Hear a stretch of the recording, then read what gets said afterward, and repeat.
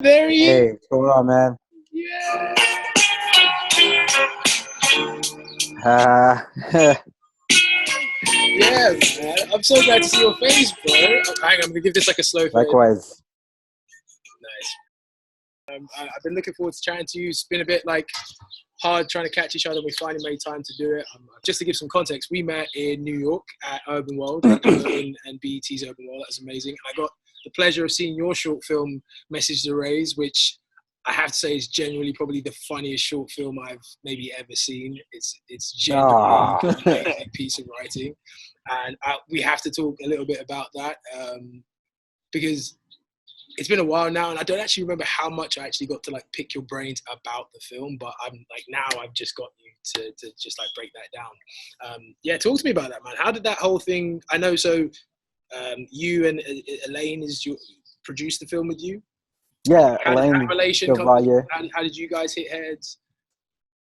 Yeah, she helped me out on a couple of my short films in the past, and so we've kind of formed a relationship through that. She's also a filmmaker herself, Mm. and I just had the idea to write it. It was inspired by a couple of other pieces that I've seen. Mark Duplass and his brother, the Duplass brothers, had a horror film that had a very similar gimmick, about a guy. It's online. It's called Hi, This Is John or something, and it's about a guy like trying to to leave like a voice message intro to his own answering machine, and in the middle of it has kind of a breakdown. And I've always thought that was just like the cleverest thing I've ever seen, and that was like in early 2000s. So I just kind of like took that idea and I spin it and turned it into my own kind of thing.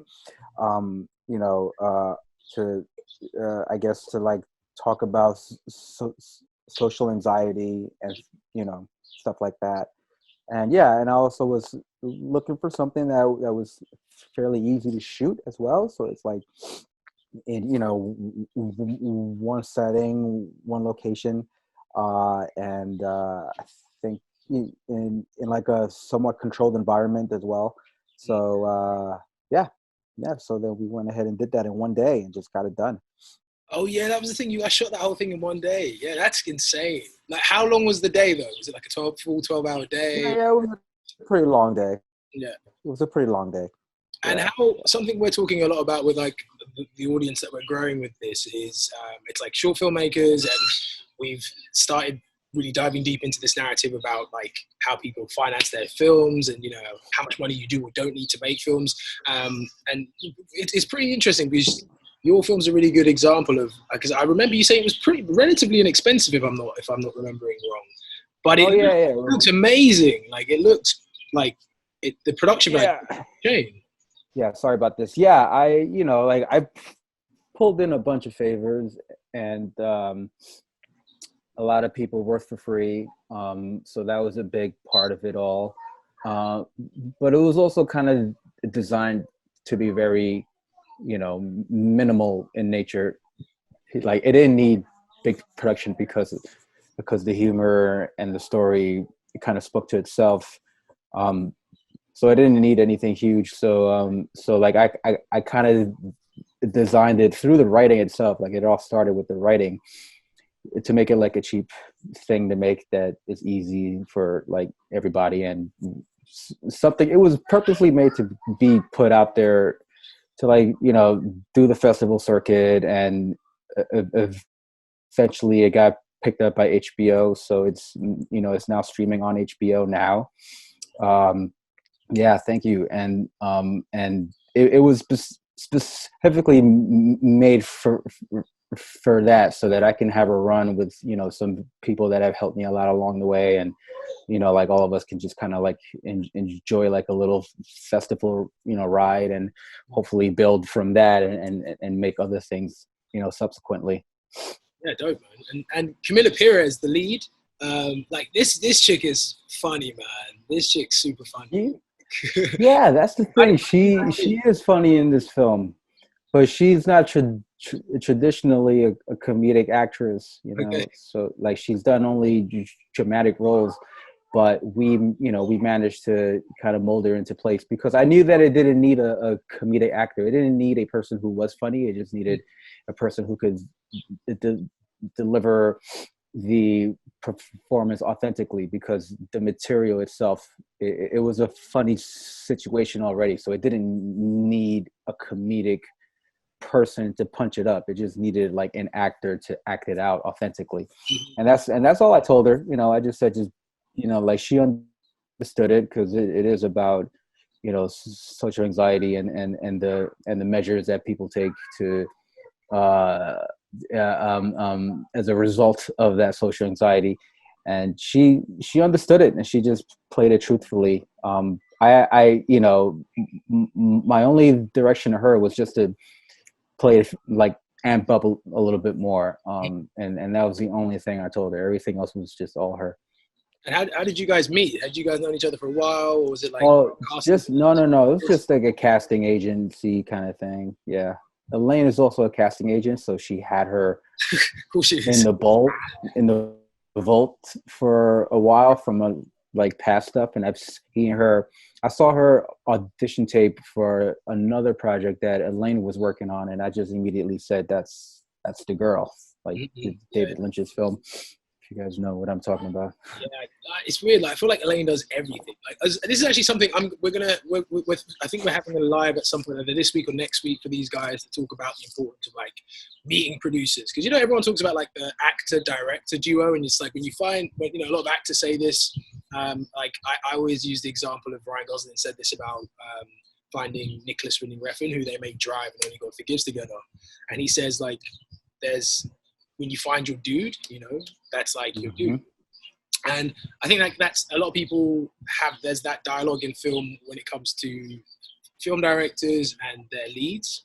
But it's less so discussed about the importance of like building that relationship with like producers, man. It's like, I've actually not had the best experience with producers until like more recently.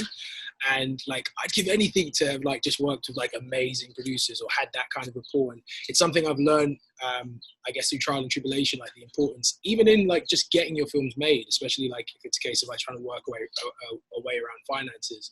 It's just to have, I became a lot more focused and deliberate about like not necessarily networking, but just like building relationships with producers. So like, how you say you and Alain go way back, like how did you guys initially like butt heads, and like how did you know that was like a relationship you guys enjoyed? Well, I had a Kickstarter, well, not a Kickstarter, I had an Indiegogo thing for like a short film that I was trying to produce a couple of years ago, and I just approached her with that and said, hey, I have an Indiegogo, because I knew her through another person who's also a director, and he had used her as an actress because she also acts. And I does she not do it? Is there anything she doesn't do? I know. And yeah, she just said, hey, do you want me to help you produce it? And I was like, yeah, sure. So that she hopped onto that, and we made it together. And that short ended up not playing in as many festivals, but it's something that I'm still kind of proud of, and it's still kind of in the vault. I'm still tinkering around with it. I think everybody has those kind of projects in the background that are still not quite fermented yet, and that's one of them. It didn't get its moment to shine the way it deserved. What was that? It didn't get its moment to shine the way it deserved. Damn it. Not yet. Maybe it will one day. What was it about? But and then after that, she. What was it about? Sorry to cut you off. What was it? What was the short film? Oh, it's the short about. It's like a thriller about a kid who was trying to save this girl from an abusive relationship, and he had this. It's like a delusionment of his, because he thinks that he can, but things are more complicated. He finds, and it's not as easy as being her hero or anything like that. So it was something that I've been struggling to write for a while, and I was trying to make it, and it came out good, but it's hasn't clicked yet. I haven't found that correct mix of stuff, to have it be the best thing that it can be yet. So it's still in the back. It's still being worked on. But yeah, then she helped me produce this other short that we made called some bad news, and that one is a comedy that played in a lot more festivals. That one did well. That one's about a guy who goes to a doctor and finds out that he has penis cancer and he has to get amputated. And it's just basically about that, just like a doctor visit of him giving into this idea that he has to. And it's just a funny dark comedy. And that one did well. She helped me produce that. And then with this one, I just kind of said, hey, this one's very, very minimal. Do you want to help me out for a day and do this? And she said, yeah. So, her and I it's been kind of, like that. Like she has her own stuff happening. I got my own stuff happening. And every now and then I come to her with something and she helps me with it. She helps out a lot of people with stuff too. It's like her initiative is very much to help out Latino and women filmmakers get ahead. And she, she very much, she does that for sure. No, props to her, man. She's an amazing woman. It's like, what do you got on next? What do you got cooking next up? That's what I'm interested in. I'm writing a lot. I'm just doing a lot of writing. I do the comedy thing because it's something that's kind of inherent in me, and I do it fairly.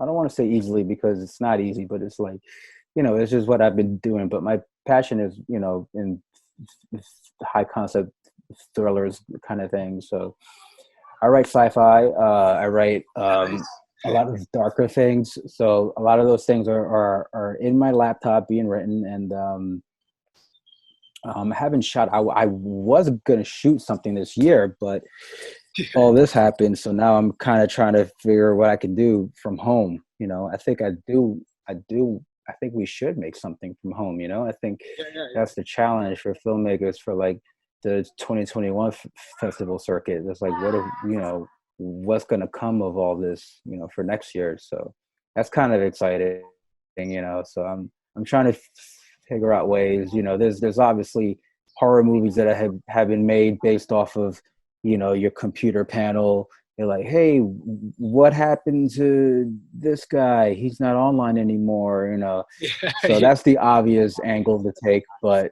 I don't know. Right? I mean, you know what I'm saying, right? Yeah, like, I think all of us are trying to. Just like that's. Are you guys still on lockdown out there? No, we're not. So I'm in Arizona. So we actually. Oh, you're in Arizona right now. Yeah, there's no lockdown here. It's amazing. Oh. Sorry, guys. Oh, that's good. Yeah, I feel like we're like the only place. Yeah, that's where you go to make film. Lockdown. What was that? I feel like we're like the only place on the earth that isn't in lockdown right now. But yeah. But it's still like social distancing still like, impacted the area. People aren't really doing things and blah blah blah. Still pretty quiet, but not like we can leave if we want to. People like going for runs and like everyone's still abiding, I think, as if there is a lockdown, just out of like responsibility. But it helps being sunny and not having the actual like government tell you have to be locked down for the majority of the day. So we're good. But I'm still writing something that is based on the idea of, well, everyone's locked down. So I think it's an interesting opportunity. I think I agree with you though. I feel like, yeah, for sure, people must keep making films in this time, right? It's like, how do you make a film during a lockdown? That's like, and because everyone's like almost got the same brief now. It's like, okay, here's this worldwide brief. Now everyone go make the film. yeah, so exactly. I think it's really interesting to see. Yeah, some people have cameras at home and they have everything they need. So that's helpful, and they have a partner who can shoot as well. But some people don't. They just have themselves and like an iPhone. So that might be the only thing for some people. Are you in Arizona for anything specific, or do you live there now? I live out here, so I had post like businesses like go bust. I had a client out here, but okay. Mainly I'm out here like every year at some point, like to see my folks. So cool. just like Awesome. second home to me. But yeah, so like it's weird because I think like listen, I think that short is just so funny. But I do get the sense that like yeah, there's something darker in you in there. And remember like in our conversations, you're like you have like a dark sense of humor and like what do you? Because I've tried directing comedy. I'm really bad at it, so I'm not going to do it anymore. But like I'm naturally like I have like a big sense of humor. Like humor is like my main like mode of communication. I almost feel like, but I don't really translate it very mainly because I have a childish sense of humor. I don't know how to channel that into writing. Well, so I much prefer film is like where I exercise like the a lot of the dark and broodiness in me, and I feel like a lot more Yeah. comfortable in that. But for you, like how it's it sounds like obviously you've done like your fair share of like comedy shorts. Like, do you find one easier than the other? And like, what made you dabble in comedy? Was it like an exercise, or is that just like I can do both, so I do both? Yeah, I think comedy has been the most successful for me because of of yeah, it's just been the most successful. Um, like I hate to say that I'm good at it. I'm not like I'm not trying to be, but it's kind Pretty of like it's much. something that does come. It does come naturally in me. You know, I come from a pretty loud family, and I have a lot of characters in my head just from the people I've encountered, and you know, the way my head kind of works is to puzzle things together in like a playful way, and comedy has always been like the thing that has hit the nerves of audiences a lot better. So I've always been expected to kind of do that, and I guess I've just kind of kept on that route just so I can keep myself out there. But yeah, I do it for that, but like as you mentioned, there is a darker resonance with my comedy, so it's not just like I don't do broad comedy where people are being funny just to be funny. I do it. I find humor in situations that you wouldn't think are humorous. That's been kind of like my thing, and like I did a web series a couple of years ago about a guy going through anger management, and it's something that's done kind of humorously, but then it also has kind of low moments of like real talk about things, and that's kind of been my formula, like a spoonful of sugar with the medicine of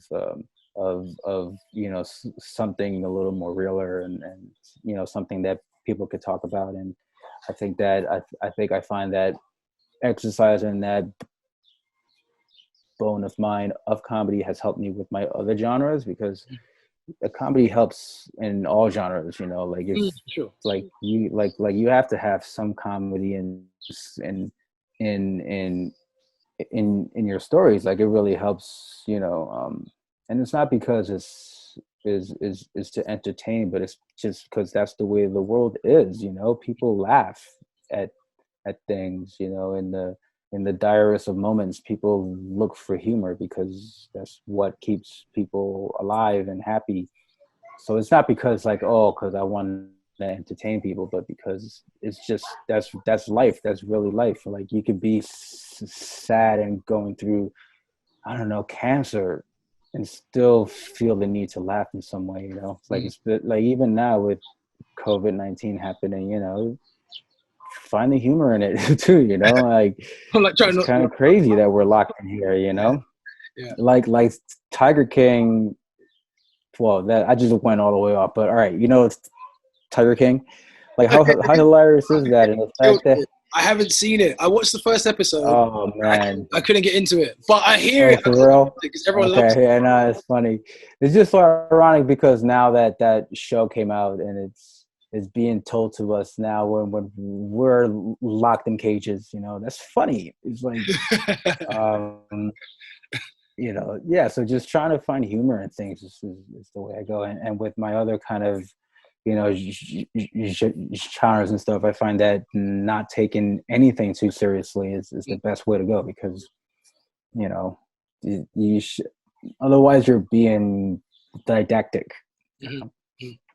I hear you. It was weird when you were speaking about like even something as serious as cancer. I don't know if you've ever seen P.S. I Love You. I can't remember who directed it.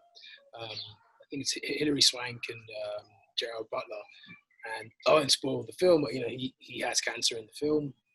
And there's just this really funny scene that's like kind of like a hold your mouth kind of moment where his hair's all fallen out by this point from the therapy, and he's there. I think if I'm not mistaken, his head falls on the desk as if he's died.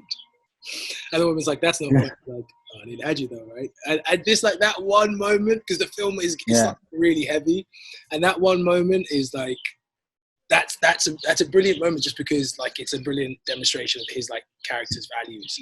And I think that like his innate sense of humor, even in the face of something really like troubling like that, and like you say, it's almost like not a defense mechanism, but it is something like we need, right? And so it's like even like the best horror films, or arguably the most enjoyable horror films are the ones where it's like, well, they're between like these cultish kind of like pop cultural like popcorn movies because they have like humor and like this kind of like I guess like the sense of camaraderie, right? There's like a fun, like a life to them, right? Where it's like they're kind of they feel like the characters are all like your friends and your buddies, and it's all like silly and like sexy and weird, and then everyone starts dying. Yeah, totally. It's a great way to. It's a great way to like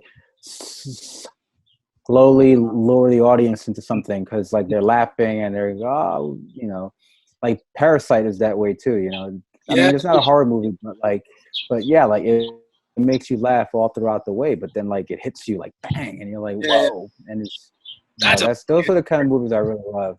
Yeah, like I love that. I love like Coen Brother kind of movies, like things that mix genre with humor. It's my thing, and I'm very thankful that I got to exercise my comedic bone because you really need to like that's something that you have to hone. It's not, it's hard. Comedy is not easy. It's hard. It looks easy, but it's not. Yeah. I even find that with like actors. I've just like I'm taking my folks through Ozark right now, and I was telling my mum like Jason Bateman is like typically known for like being a comedic actor, right? At least in like kind of the height of his fame before Ozark. And she's like, what? But he's so like serious. Well, he's not. He's pretty funny in Ozark too. But his dramatic performance in that is so good. But it's like those guys that are great at comedy, they all have that. We're always like surprised, but we should never be like Steve Carell, Jim Carrey, Jason Bateman. Like they all have that streak in them, right? Where it's like even like Eddie Murphy, right? Like one of the funniest guys ever, but like can flip the switch too, right? And so if you have that bone, you're definitely, and I think if you have comedic technique, so the same way in like writing or directing as in performance, I think technical humor and getting that right is it's like no accident. It's not just as easy as I'm just funny, right? It's there's a real degree of craft in it, and to have that level of craftsmanship to pull off comedy, comedic storytelling or performance or direction, I think like you say, that's imperative in kind of strengthening your ability to convey drama in some sense. Because I'm writing something at the moment that's, I mean, it's technically a horror film. I really don't know how to place it genre-wise. I don't worry too much about placing it genre-wise. But something that I've realized is it's funnier. There's moments that are really funny to me. And I don't actually worry if they're funny because I'm not trying to make them funny, but I realize that it's the first time where I've written stuff in a long time where I'm like, I find this actually funny. And it's because it's like, it's not necessarily meant to be. It's just like, that's how people are, right? And it's like, that's how maybe ignorant someone can be sometimes, or inappropriate someone can be. And it's like, in actual fact, it might be offensive depending on the perspective of which character you're like kind of sitting in or supporting in the film. But then it's like, just being more open to, I guess, finding like the natural humor in like every day. Yeah. Although I was trying to do it to actually like create drama, it wound up actually being kind of more funny, but it also makes the drama like more relatable, like the empathy, like and now it's like, oh, okay, I can actually, that's where my humor lies. Actually, it's when I'm trying to find the truth in the drama. Yeah, that's it.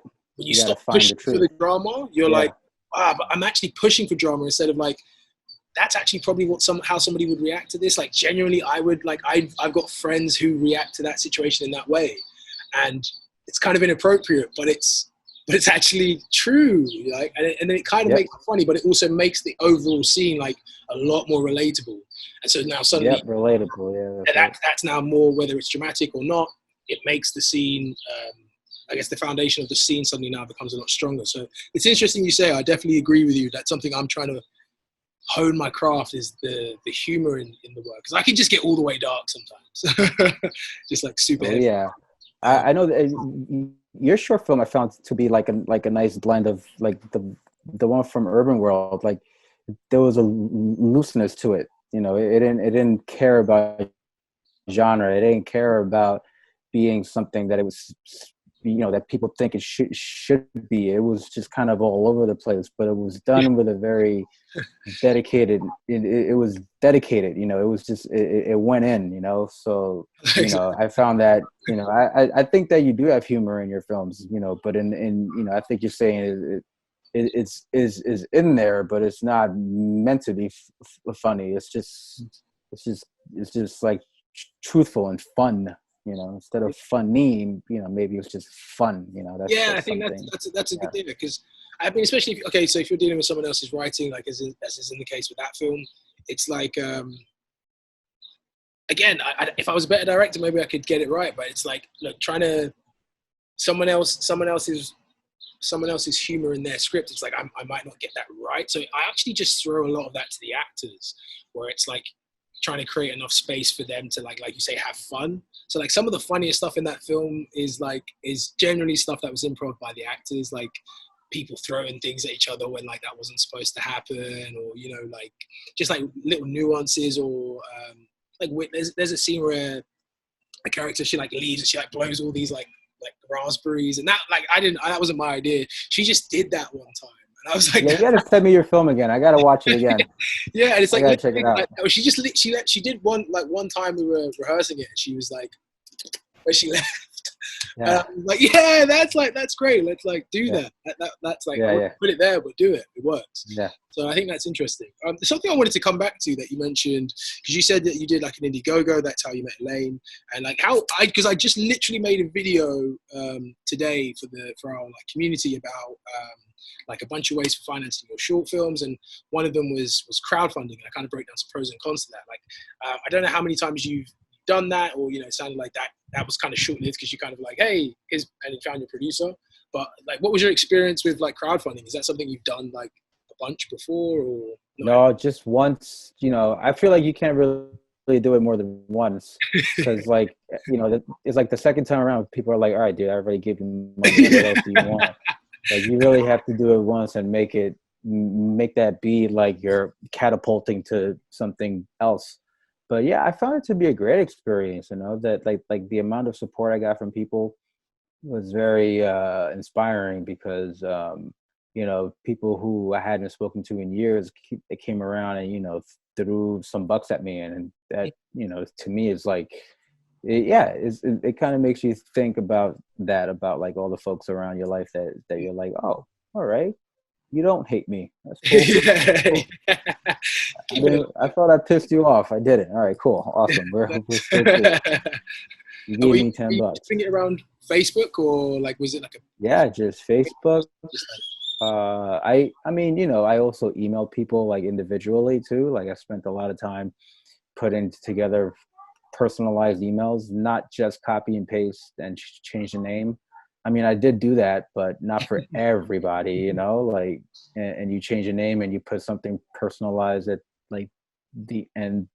Like that last paragraph is like, yeah, you know, whenever you want to grab a beer at that place we hung out at that time, let me know. Yeah, but I found it to be a great experience. I got the money that I needed, and the actual making of that film taught me a lot about filmmaking, because I had just come out of doing comedy, uh, like dark comedy, and then going into this much more serious toned thriller. It was just thriller. It wasn't.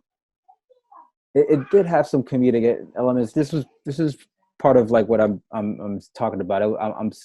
At the time I was still trying to figure out how to blend the two, you know, because I really love films that like how I mentioned Coen Brothers and stuff like that, like Fargo, like that show. Like I love like that. That to me is like that's a perfect. Those are the stories I want to tell. You know, just something that's so ridiculous but scary at the same time, and it's like you're it's like you're being scared and laughing at this, and it is a tone that's set for you in which they can like chop off a guy's head and it's not unexpected. Like that to me, that's wow. That's so that's what I'm still trying to find that kind of blend. But again, you know, like I'm trying to get stuff in the air on the air. I'm trying to get shows picked up. I'm trying to get all this stuff. So like what I'm doing mostly is just full on comedy, just because that's the bone that I've exercised the most, and it's what I'm good at the most.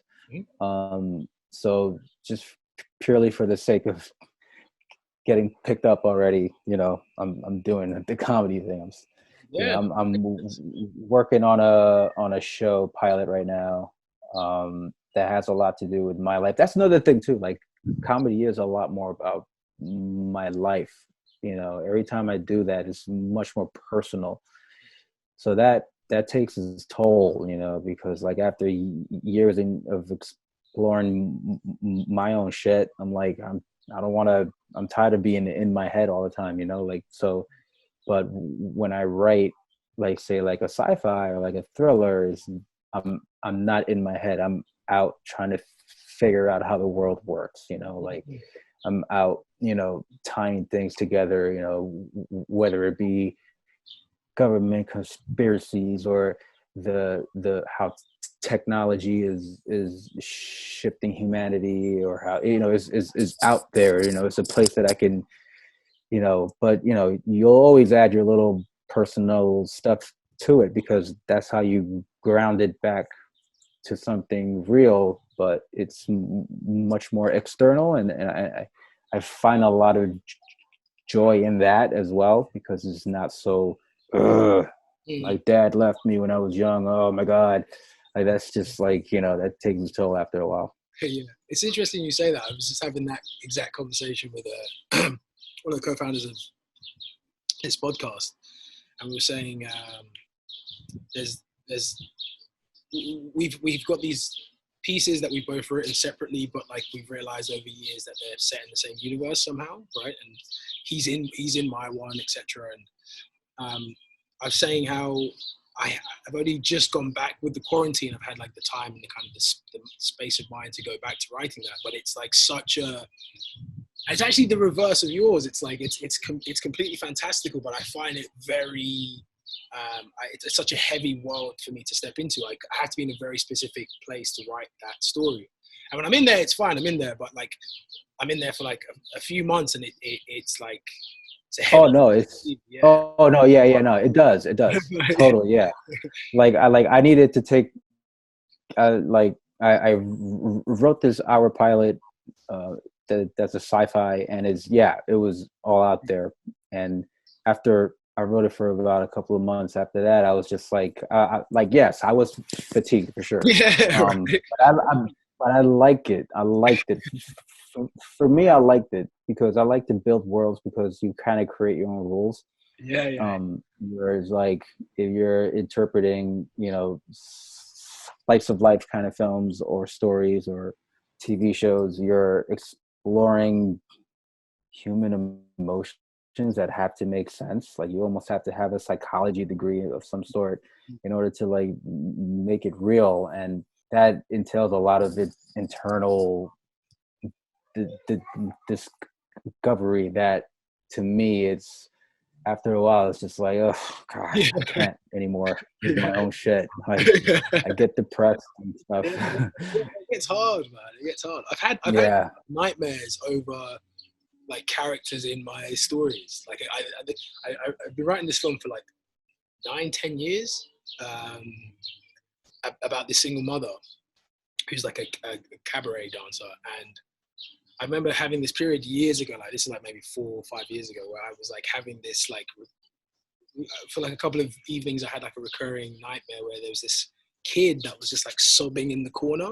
Like I was, like the Stranger Things / Under the Skin, like that black like nether space that they've created, like between like the real world and the netherworld. Yeah. It was, like, Yes. Yeah. This is like before Stranger Things. It might have. No, I think it was before Jonathan Glace's Under the Skin, but it was like a similar place like that. It was just all black, and this kid was basically like over on the other side of this like black space. He was just like sobbing and crying, and I'd go over to this kid and like try and help him, and then like everyone, like loads of people would start appearing, like be like judging me, and I'd be like feeling weird if people thought I was like trying to harm the kid, so I feel really self-conscious. But then the kid was like, why aren't you like, yeah, but I need you to help me, and I'm like, yeah, but I'm not sure if I can, because everyone's like I don't know what opinions people have. And I had it for like a couple of nights, and it really was like a really heavy dream on me, and I realized that it was I was neglecting the kid's story in the film. He was just like the kid, like, and because all of my focus was on the mom and the adults and blah blah blah, and he just like kind of served his Yeah, kid, sure, right? sure. But I hadn't really like, and I built like what I felt was a relationship for them, but I hadn't really focused on like everything away from this kid. Like, what does this kid feel like moment to moment, and what's his own situation in his own head? And it was like I was neglecting him almost. At least that's how I kind of unwound it. And I didn't have the nightmare after that. So it's weird. Like I find it so interesting listening to writers talk about where their head goes when they're working on material, because it's like not something that gets conveyed a lot. I think, like, even like you said, like you can get in quite dark headspaces depending on what you're writing and where it's taking you. Yeah. Self-inquiry, and you take for granted how much you don't spend that much time inquiring about your own feelings, right? And and not just right, exactly, yeah, and others too. Yeah, right. And like others too, because you're writing about you, but you're also writing about your friend, your girlfriend, your mom, your dad. You want to justify, not that you're interpreting them like per se, but you have to be real to those emotions also in order for your story to make sense, because a lot of walls that I've hit in those kind of stories that I've written are because I haven't fully understood the other person's side. I'll hit walls, and it's like, well, why is your character saying that?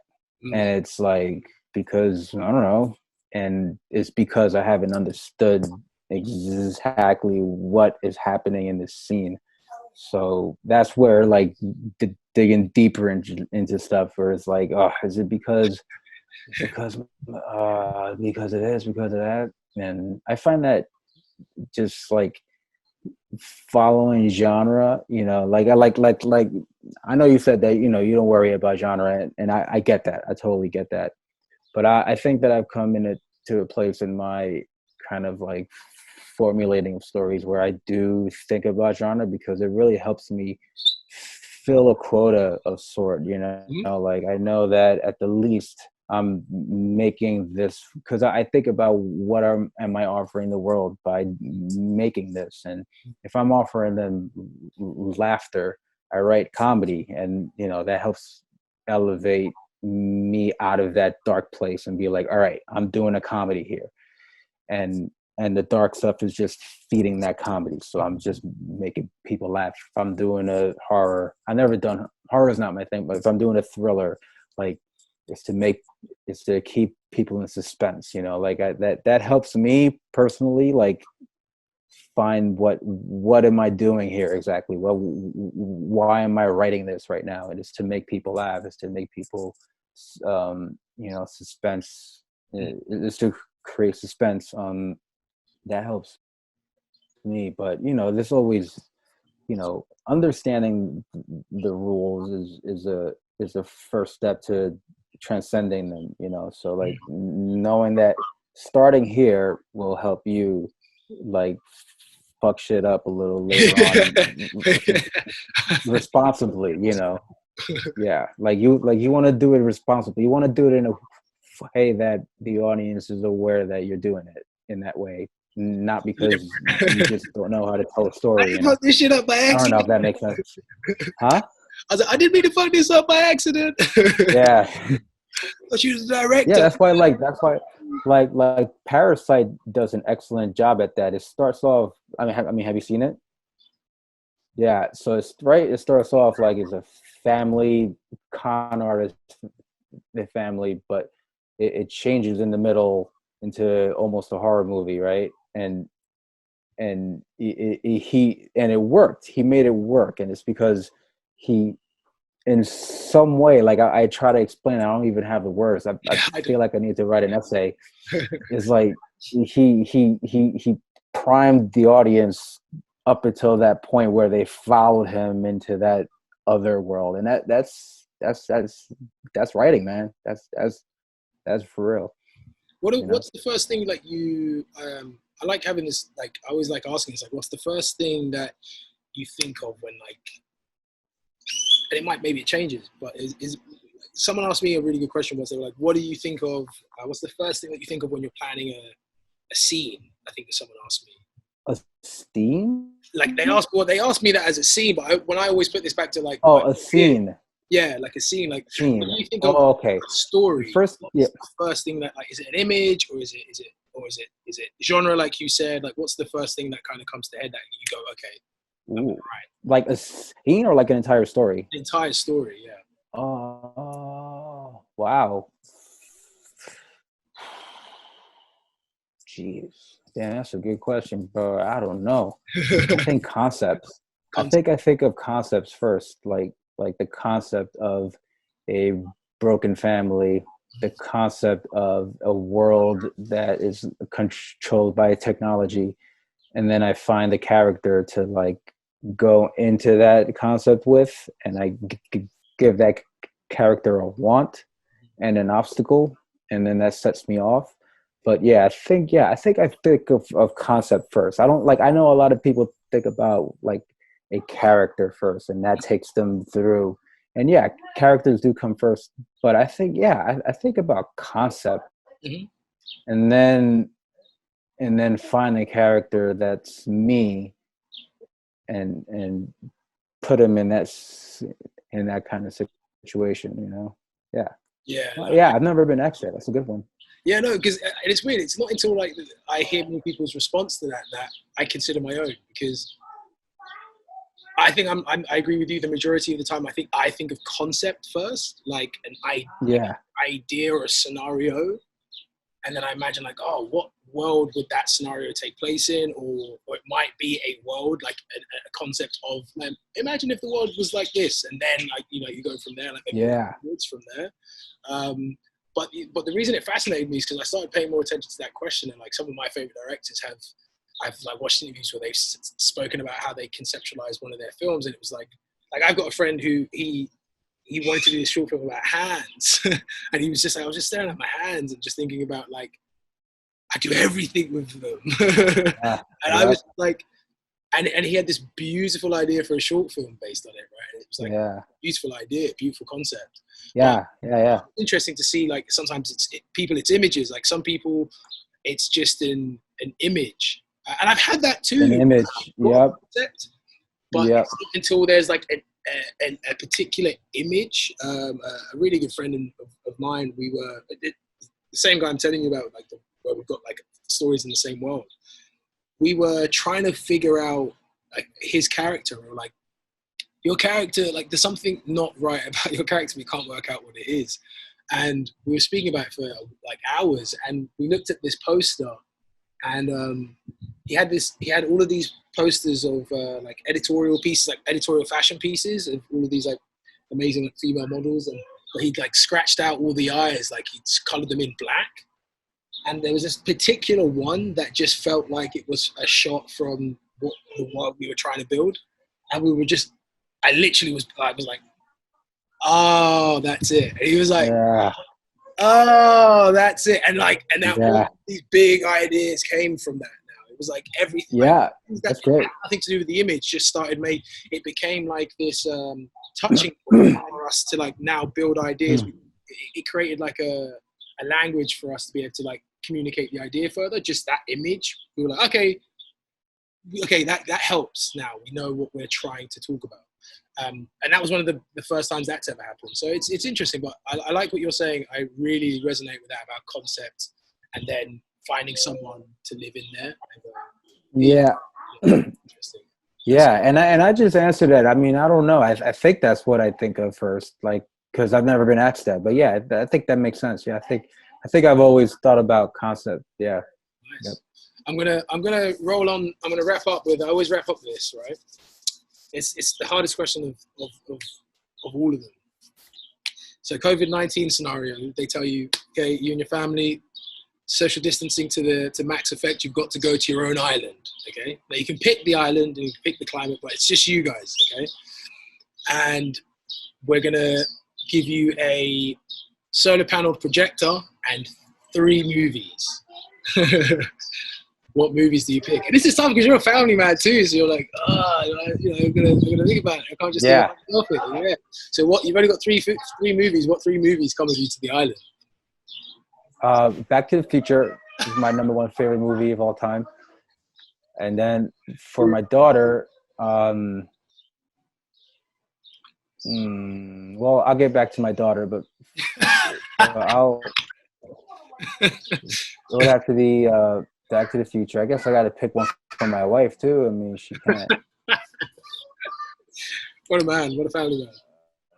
He loves thrillers. All right, say if it was me alone, it'd be Back to the Future, Good, the Bad, the Ugly, and probably The Dark Knight, some kind of Christopher Nolan film. No, wait, it's gotta be Fargo. Can I bring like a season of a show, or is it like just a movie? Throw it in, go on, man. Throw it in. Yeah, go on. It would have to be Fargo. Nice. Yeah, Back to the Future, Good, the Bad, the Ugly, Fargo. For my kid, I would have to throw in. I like Moana for her right now. I really love Moana. Although I did love the new Frozen is really good too, though. I knew you were gonna say Frozen. I don't know if you're watching. Everyone loves Frozen. Yeah. I like the new one a lot better than the first one. And for my wife, she likes thrillers. I would have to pick like maybe Minority Report. Oh, sick film! I actually just watched that. Yeah, that's how you know it's rap time anyway, bro. See you later, man. Thanks so much for your time. I'm gonna catch up with you, man. Ciao.